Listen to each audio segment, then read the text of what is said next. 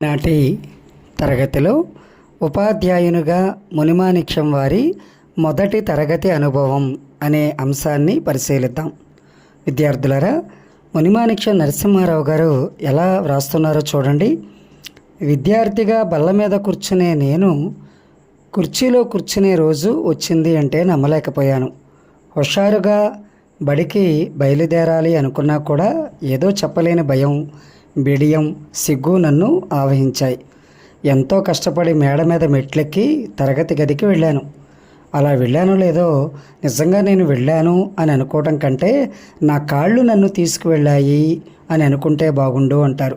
అంటే విద్యార్థులారా, మీరు అనుకోవచ్చు, ఎవరైనా కాళ్ళ మీదే కదా మాస్టారు నడిచి వెళ్ళేది అని. అక్కడ ఉద్దేశం, అర్థం అది కాదు పిల్లలు. వారికి బోధన అంటే, ఉపాధ్యాయ వృత్తి బోధన అంటే కొద్దిగా భయం కలిగింది మునిమాణిక్యం నరసింహారావు గారికి. మనం చెప్పే విషయాన్ని పిల్లలు వింటారో లేదో అనే భయం, బిడియం, సిగ్గు కలిగాయి. అందుకని అలా తెలియకుండానే ఆలోచిస్తూనే మెట్లెక్కి పైకి వెళ్ళారు. అది భావం. కాళ్ళు నన్ను తీసుకొని వెళ్ళాయి అంటే నాకు తెలియకుండా అప్రయత్నంగానే ఆలోచిస్తూ నేను అలా పైకి వెళ్ళిపోయాను అని చెప్పటం మనం గమనించాలి.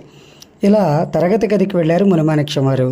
కుర్చీలో కూర్చుని ఇక భయంగా ఉన్నటువంటి ఆయన విద్యార్థులందరినీ చూసేపాటికి ఆశ్చర్యపోయారు. ఎందుకంటే వారు ఊహించినటువంటి విధానానికి భిన్నంగా ఉంది అక్కడ వాతావరణం. పిల్లలు చాలా నిశ్శబ్దంగా ఉన్నారు, చాలా అమాయకంగా ముఖాలతో కనిపిస్తున్నారు. ఎంతో ఆనందం కలిగింది మునిమాణిక్యం నరసింహారావు గారికి. వెంటనే ఒక చక్రవర్తి తన రాజ్య సింహాసనంపై కూర్చుని ఎంత ఆనందంగా నవ్వుతారో అంత ఆనందంగా ఒక చిరునవ్వు నవ్వారట మునిమాణిక్యం వారు. అంతే.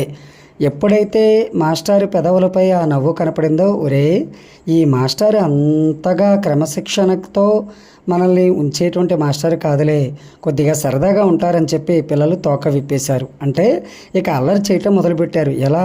ఒక్కసారిగా బెంచీల మీద పైకెక్కారు. డమా డమా అంటూ మోగిస్తున్నారు. శబ్దాలు పెరిగిపోతున్నాయి.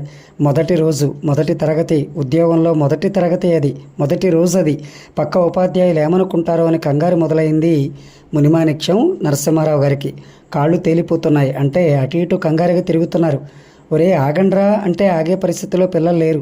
అందుకని ఎక్కడ లేని కోపాన్ని తెచ్చుకొని తెలుగులో చెబితే వీళ్ళు వినరేమో అని ఇంగ్లీష్లో సో సాడ్, చాలా విచారంగా ఉంది అన్నారట. వెంటనే ఈ పిల్లలు ఆగుతారేమో అని. కానీ ఇంగ్లీష్లో మాట్లాడినా కూడా ఈ అల్లరి పిడుగులు అని ఒక శబ్దం చేసి అయ్యో పాపం అన్నట్టుగా సానుభూతిని చూపించారు. కానీ అల్లరి ఆపలేదు. ఇంతలోనే ఒక పొడుగాటి కుర్రాడు, సన్నని మీసకట్టున్నటువంటి కుర్రవాడు మాస్టారు కొత్తగా వచ్చారు అని కూడా గమనించకుండా, అసలు మాస్టార్ని పట్టించుకొని అనుకున్నట్టుగా తను వెంటనే బయటికి నడుచుకుంటూ చకచకా వెళ్ళిపోయాడు. కానీ మాస్టర్ క్లాసులోనే ఉన్నారు కదా. కానీ ఆయన ఈ పిల్లల్ని ఆపగలిగేటువంటి స్థితిలో, ఆ పిల్లవాడిని ఆపగలిగే స్థితిలో లేరు. అంత అల్లరి చేస్తున్నారు ఆ తరగతి గదిలో విద్యార్థులు. అప్పుడు అనుకున్నారట మునిమాణిక్యం నరసింహారావు గారు, విద్యార్థులారా గమనిస్తున్నారా, ఏదో ఒక దౌర్జన్యం చేయకపోతే, కోపాన్ని నటించకపోతే ఈ పిల్లలు అల్లరి ఆపేట్టు లేరు అని చెప్పి వెంటనే కోపంగా గమనిస్తున్నారు. వాతావరణం మారిపోయింది, ప్రమాదంగా మారుతుంది తరగతి గది. చూసారా, ఇలా నవ్విస్తూ చక్కని వాక్యాలు రాస్తున్నారు మునిమాణిక్యం వారు. వాతావరణం ప్రమాదకరంగా మారింది అంటే పిల్లలు చెబితే వినే పరిస్థితిలో లేరు అన్నట్టుగా వ్రాస్తున్నారు. వెంటనే ఇక ఒక అద్భుతమైనటువంటి ఉపన్యాసాన్ని, ఆ పాఠ్యాంశాన్ని చెప్పడం మొదలుపెట్టారు. గట్టిగా చెబుతున్నారు, అరిచి చెబుతున్నారు. అసలు పిల్లలకి ఏమాత్రం అవకాశం ఇవ్వకుండా వాళ్ళ మాటలకి గంట కొట్టే వరకు అలా చెప్తూనే ఉన్నారట. ఎలా చెప్పారంటే, ఒక్క ముక్క కూడా అర్థం కాదు అన్నట్టుగా చెప్పారట. ఎందుకని? పిల్లలకి అర్థమయ్యేలా చెబితే అది కూడా ఇబ్బందే. ఓ సింతే కదా అని వాళ్ళు అల్లరి చేస్తారని గట్టిగా అరుస్తూ, కేకలు పెడుతూ వాళ్ళని భయపెట్టేలాగా, అర్థం కాకుండా తరగతి గది సమయం పూర్తయ్యే వరకు, గంట మ్రోగే వరకు పూర్తిగా అలా గట్టిగా చెబుతూనే ఉన్నారట. అంతే, దెబ్బకి పిల్లలంతా చల్లబడిపోయారు. అంటే నిదానమయ్యారు, నిశ్శబ్దం అయింది. వెంటనే వారి ముఖాలు వెలిగిపోయాయి. ఒరే, ఈ మాస్టారి ముందు మన ఆటలు సాగవు, ఈయన జాగ్రత్తగా పాఠాలు చెబుతారు అనేటువంటి నమ్మకం, ఈ ఉపాధ్యాయుడు గట్టివాడే అనే నమ్మకం కూడా పిల్లల్లో కనిపించింది అంటారు మునిమాణిక్యం నరసింహారావు గారు.